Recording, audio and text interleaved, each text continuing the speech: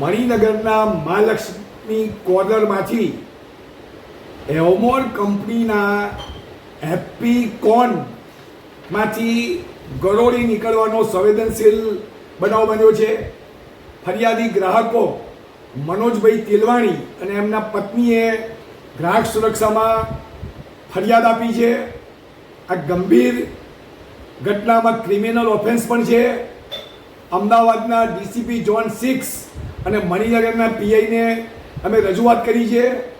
Ahmedabad municipal કોર્પોરેશનના food safety ઓફિસરો આજરોજ 17/5ના દિવસે આવ્યા. સર્વેલન્સ માટે એમને નમૂના લીધા અને એફએસએલમાં આનો રિપોર્ટ આવે એ માટે મણિનગર પોલીસ સ્ટેશનમાં આજરોજ કાનૂની કાર્યવાહી ચાલી રહી છે.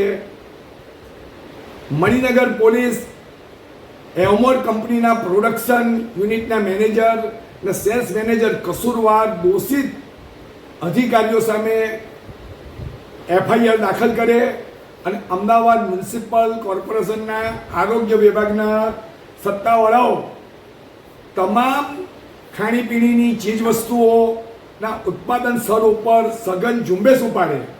આજે સંભારમાંથી વંદા, જીવાત, અશુદ્ધિઓ, ગરોળી, કાન ખજૂરા નીકળવાના અનેક બનાવો દિન પ્રતિદિન વધી રહ્યા છે.